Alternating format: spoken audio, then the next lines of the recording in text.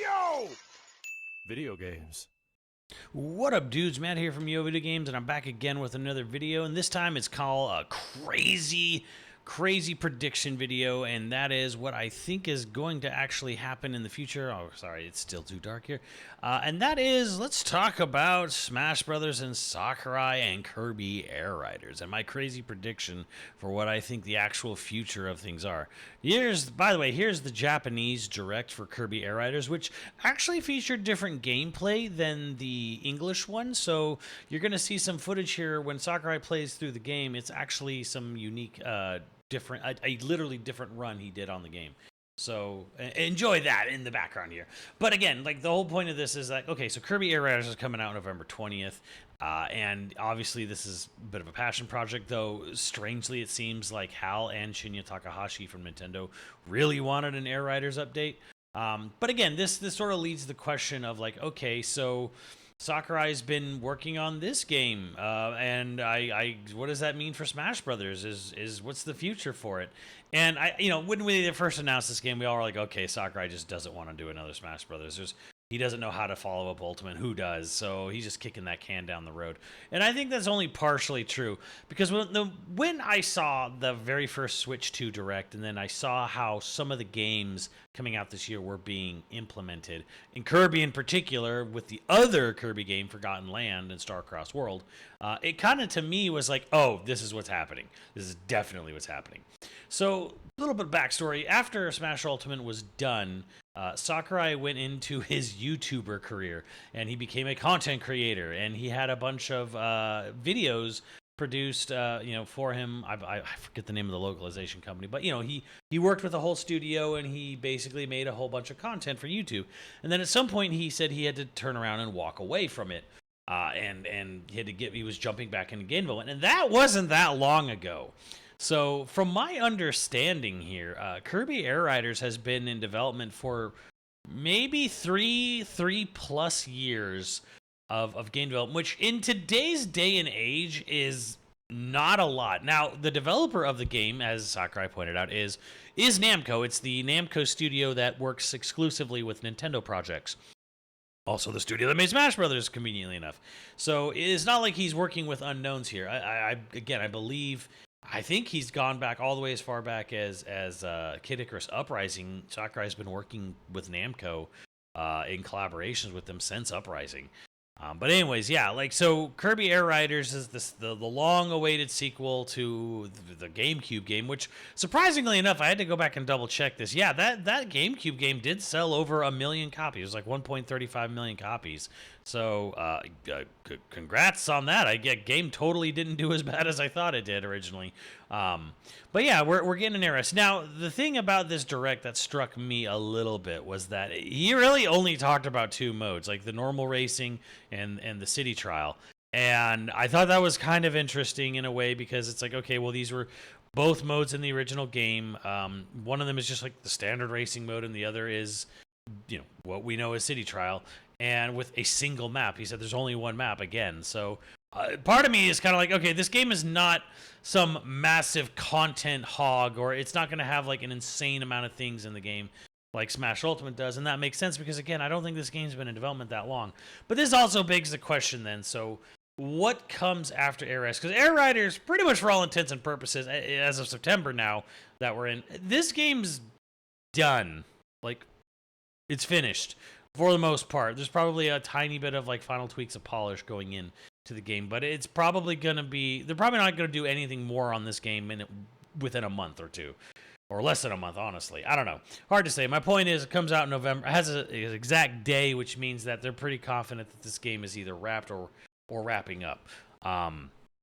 So that, of course, begs the question of what happens with Smash Bros. Because no matter how successful this game may be in a launch year of a new system and all that, Kirby Air Riders will never be on the level of success as Super Smash Bros., which is not a knock to Kirby Air Riders. Most video games in the world are not the level of success of Super Smash Bros. But because Super Smash Bros. Does exist, and Nintendo does like making money and wants to make more money, I think there is the question of what do they do with Smash Brothers going forward. And I am making my crazy prediction here And that is, what do they do? Do they make a new game? Do they cut roster? Do they change up the gameplay? And I'm going with no. They don't do any of that. They just keep selling Smash Ultimate. And what I mean by that is they're gonna do what they did with Jamboree and Kirby and a kind of with Zelda, but like let's think more Kirby Starcross World here. There will be a Fighters Pass Season 3 for Smash Ultimate. This Fighters Pass Season 3 will only be compatible on the Switch 2 system. Maybe they'll give it some fancy name, like Ultimate Deluxe or Ultimate Plus Ultra or whatever. But you will get a sort of fancy new naming convention, like there's Jamboree TV and Starcross World that you get for Smash Ultimate. So what they're going to do is they're going to just keep selling Smash Ultimate as it is. Now, the game already runs better on a Switch 2 if you do play it. Smash Ultimate on the Switch 2 as it is, but there's definitely things that could be. They could bump the resolution up a little bit, and the other big thing, of course, is go in there and fix online. Fixing online would be a huge win for Ultimate because it's still pretty terrible right now. Please use a LAN cable if you're going to try to play Smash Ultimate online in this day and age, even on a Switch 2. So you go in and you can add rollback, but the other big thing you add is you add a whole new pack of characters. Now it doesn't roll out like one at a time, between months between them like Fighters Pass 1 and 2. What it is you're going to have a package of here's a bunch of brand new characters exclusive to the Switch 2 edition of Smash Ultimate. And how that works basically is this. If you have Smash Ultimate, which is a good 35 to 40 million of you, if you have Smash Ultimate already, you pay a $25 upgrade. Why 25? Because that's pretty much what a Fighter's Pass cost on Smash Brothers, Ultimate for, Season 1 and 2. So you pay $25, you get 6 new characters. Now, if of these 6 new characters, are they going to be all third-party characters? I don't know. Maybe not. There's actually been plenty of Nintendo first-party games that have come out since the release of Smash Ultimate that have plenty of main characters or just new characters they could add. And there's plenty of other Nintendo first-party characters that sort of deserve a spot. I'm thinking, obviously, Astral Chain is sitting right there. Xenoblade 3, Xenoblade Future Redeemed. Matthew should be the player. Fuck Noah. It should be Matthew with his fisticuffs. I want a fist fighter. I don't want any more. No more sword fighters. I'm with you guys on the memes there. But yeah, there's definitely people you could pull. Splatoon 3. So on and so forth. Maybe like a redesigned Zelda for Echoes of Wisdom style. I don't know. I'm just spitballing here, but point is, a lot of characters they could, first party wise, they could throw into a Switch 2 edition of Smash Brothers Ultimate. And I think that's what's going to happen because there's no way to top Ultimate. So then you sit there and say, well, how do you justify doing that? Well, here's how you make this legally possible. You don't have an all-in-one edition. If you buy a Switch 2 edition of Smash Bros. Ultimate, in my prediction, you get the base roster of Smash Ultimate, and you get the new additions that they're adding to Fighters Pass 3, if you will, the new Switch 2 characters. You get the Switch 2 characters, and you get the base roster of Ultimate. You do not get Fighters Pass 1 or Fighters Pass 2 characters. You don't get them. You still have to buy the Fighters Pass individually, same as it was. Why you would do it this way is because this avoids the legal hassle of, okay, well, you have to renegotiate contracts, legally speaking, for all these third-party characters that were DLC. You don't have to do that. You avoid that legal nightmare. You avoid that blockade entirely by just saying, we're not going to do that. We'll just keep selling the game as is. It's the same game. We're not changing anything. Well, we're fixing online, and we're adding these other new characters, these first-party characters to the Switch 2 edition, but you still got to buy Fighters Pass 1 and 2 on its own. like as it were. Now, for people who already own Smash Ultimate, already own Fighters Pass 1 and 2, you're good. All you got to do is buy the upgrade for $25 for the 6 new characters on the Switch 2 edition, and you get the upgrade pack. You get the new online, you get that. You could also add in and change up things in World of Light. You could add more, pizzazz to the single player maybe in the Switch 2 version. But again, like, this is my wild prediction for what Nintendo's going to do for Smash Ultimate, because ultimately, again, the alternative here is make a new Smash Brothers game. You will never get all those characters back. No matter what you do, it will always be seen as a downgrade. It doesn't matter what you do to the gameplay. It doesn't matter if you change it. It doesn't matter if you turn it into a 3D fighter. It doesn't matter at all, because no matter what happens, it will always be seen as a downgrade to go from those characters having that roster to not having that roster. Now, fighting games have done this before, where they've had to shrink their roster and come back years later, and it still finds success. But this is an unprecedented time we're in, where Ultimate is, again, having this many characters. And again, what are you going to do to the gameplay? The other thing is that Smash Brothers kind of thrives on its simplicity. By changing or remaking Smash Brothers from what it is, trying to, let's add complexity, let's add different movesets, let's individualize this stuff. Sure, I guess. I mean, sure, we'd all love Ganondorf to have a much more original moveset. I would, sure as heck would. But on the other hand, if it's like, hey, let's change the dynamics, the fighting mechanics of the game. Let's take this opportunity to really make Smash Bros. Into something else. Let's make it a versus style 3v3 tag fighter. That is a guaranteed recipe for disaster, because Smash Brothers, again, a huge part of its success is dependent on the fact that you pick up and play it. You jump, you press buttons, and things happen. That's it. Special button, attack button, jump button.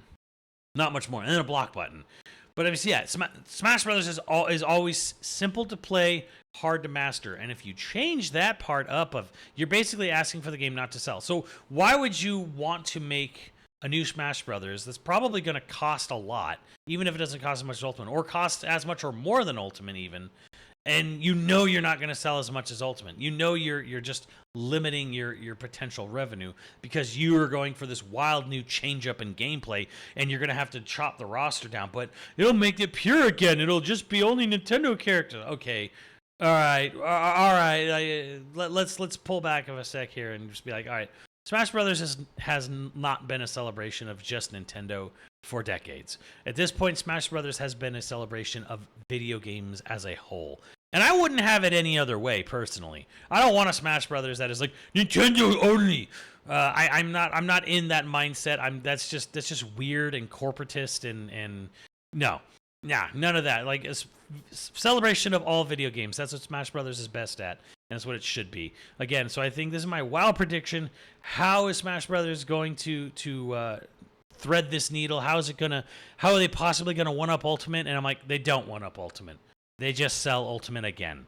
But this time, they add some new characters. They have an upgrade path for current owners, and then for new owners, you bite that bullet. You're gonna pay $80 to $85 for a brand new version of that game with the new characters, and you're gonna have to buy the season pass characters a la carte as they were. I don't think that's changing at all. I think that's how you avoid the legal nightmares. Like, Fighters Passes stays.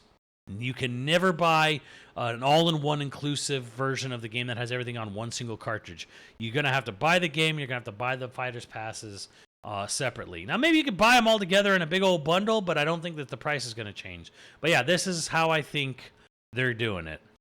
This is what I think is going to happen for Smash Brothers Ultimate in the future. This is how I think it works and operates. So, that is my prediction for it. When does this get announced? Next year. I think Nintendo doesn't want to go too far into the Switch 2's life cycle without a Smash. Remember, Smash Ultimate came out December 2018, which was a little more than a year and a half from the Switch. Switch came out in March 2017. December 2018 is when Smash Bros. Came out. So, not too far into the Switch 2's life. I don't think they want to wait too long. And I think because of Air Riders, because of the fact that this has pretty much occupied all of Sakurai's time for the last three and a half years, and what have you. I think it's pretty obvious that, like, okay, well, we don't have, if Sakurai was going to jump in and make a new Smash Brothers now that Kirby Air Riders is wrapping up, that's going to take another 5 years.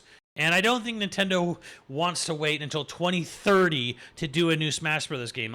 That's actually, to me, the more unlikely thing. Like, the more insane, not gonna happen thing to me is Nintendo's gonna wait till 29 or 30 to release a new Smash Bros. Game. No, they want it out within the end of next year, and the path forward for that is take Ultimate, fix online, add some new characters for the Switch 2 edition, keep it as it were, keep making money, just keep on keeping on. Smash Ultimate is basically a forever game at this point for Nintendo. Could have been their big live service game if they ever wanted to, but they didn't want it to be for some reason. So all that being said, yeah, there's just no way Nintendo's gonna wait for Sakurai to go and spend another 5 years making the next Smash Brothers game now that Air Riders is done. No, they're gonna want it out next year, and I think you could quote me on this. It's gonna be real interesting to see what happens. We got a Nintendo Direct happening that I don't think it would be announced. If it does if it does get announced for next year, it'll be at February or summer next year, maybe like April, May. I think they announced it in April last time for Smash Ultimate. That's what's gonna happen here. Smash Brothers will get announced next year, sometime in the springtime next year for a release late next year, and it's just going to be a super duper Switch 2 version of Smash Ultimate. Well, let me know what you guys think. Am I way off base here? Is it crazy of me to think, is Sakurai totally been making 2 games at once? Is he going to have another Smash Brothers ready to go in a year or two that's completely separated from Ultimate? I don't know. You let me know, and I'll see you on the channel. Later, dudes.